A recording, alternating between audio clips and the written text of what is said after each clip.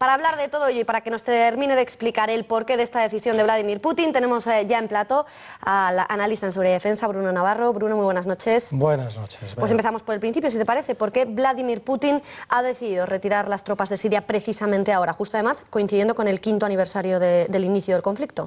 Los tiempos son importantes y Putin no lo ha hecho por casualidad.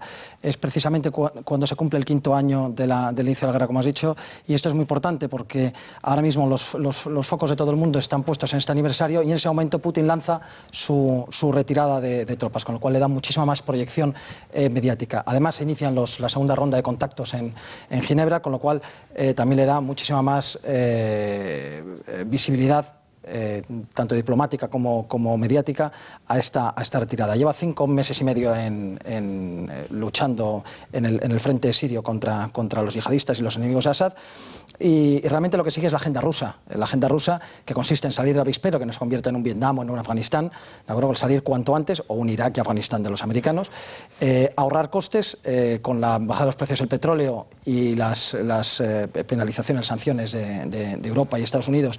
Rusia ha sufrido bastante y tiene que encontrar una forma de dejar de gastar ese dinero en la guerra de Siria. Pero también es verdad lo que dice Putin, de que ha cumplido objetivos, ha cumplido bastantes objetivos, ¿no? Ha conseguido reforzar al régimen que estaba a punto de caer, ha recuperado terreno, casi 400 poblaciones liberadas del Estado Islámico y de otros grupos terroristas, ha limpiado la provincia de Latakia, ha aliviado el cerco de Alepo, ha empujado el Estado Islámico hacia su capital en Raqqa y ha destruido muchísima infraestructura petrolera y ha cortado prácticamente el tráfico de petróleo en determinadas zonas.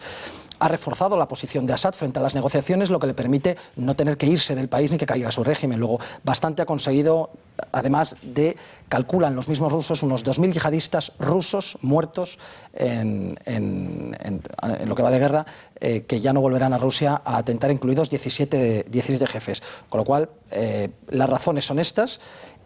Todas, las buenas, las malas, las más económicas, las más puristas, las más nobles, las más retorcidas, pero bueno, la agenda, como hemos dicho, muy importante y ha sido una decisión temporalmente muy acertada. Señor Navarro, por lo que nos dice, Rusia ha ejercido un papel fundamental en la zona, impidiendo que las potencias de la coalición acabasen con al-Assad y dieran poder a los rebeldes. ¿Qué va a pasar ahora? ¿Quién hará frente a los intereses de Estados Unidos en la zona? Bueno, Rusia no se ha ido del todo, mantiene tropas en 2 bases, naturalmente la base la estratégica que ya hemos comentado varias veces, base de Tartus, la base naval, y aviones en Gemeinin, en una base aérea. Aparte, es decir, que es posible que vuelvan en un breve periodo de tiempo. Bueno, no se marchan del todo. No se marchan del todo porque participan en lo que es la vigilancia del alto el fuego para que se mantenga, y si no, tendrán que tomar las acciones necesarias, además de patrullar, etcétera, etcétera. Y también no descartan, es decir, afirman que van a seguir bombardeando a aquellos que están fuera del alto el fuego, que son al-Nusra, es decir, Al-Qaeda, el Estado Islámico y otros grupos yihadistas, pero puede que vuelvan si el alto el fuego se rompe y volvemos al status quo anterior.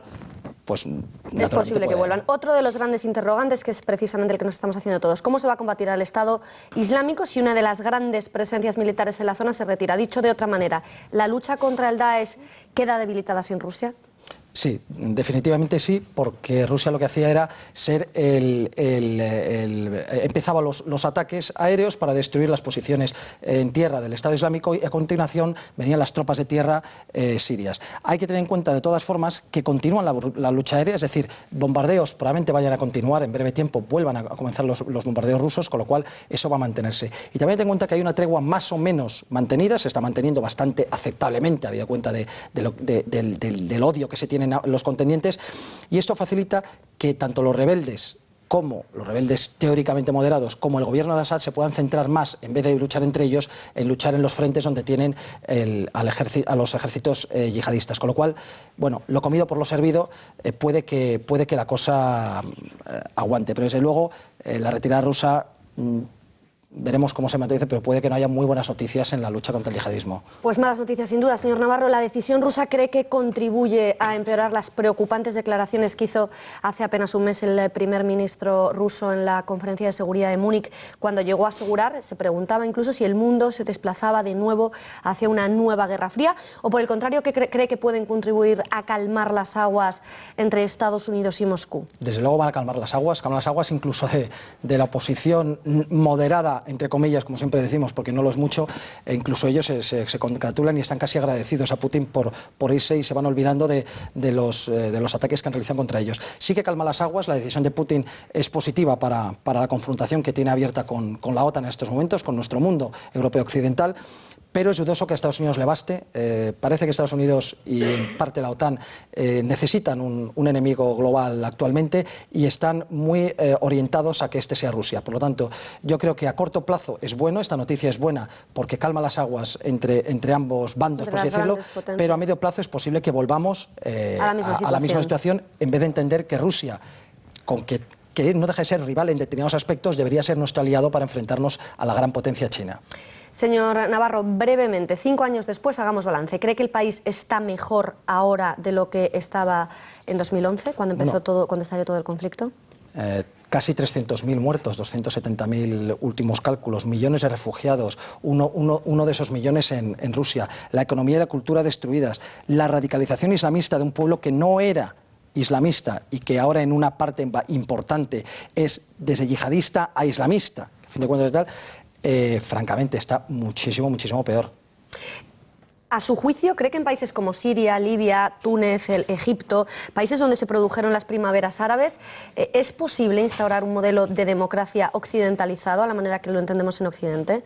Pues yo creo que te dice en absoluto. Hay una diferencia cultural, pero no solamente cultural, enorme con el occidente atlántico, sino también histórica. Se habla de que viven en la Edad Media. Negativo, la Edad Media fue una época gloriosa, una época de luces, una época de grandeza.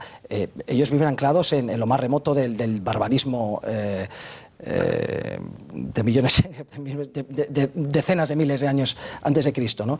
Se basan en tribus, en clanes, en jefes, en los partidos, elecciones, libertad, no son conceptos aplicables a ellos. Y además, has dicho, Libia, por ejemplo, Libia está ya, todos podemos verlo, ¿no? Libia es el siguiente país yihadista. Señor Navarro, pues se nos quedan muchas preguntas en el tintero un día más, pero estoy segura que podremos abordarlas las próximas semanas. Gracias y buenas noches. Buenas noches.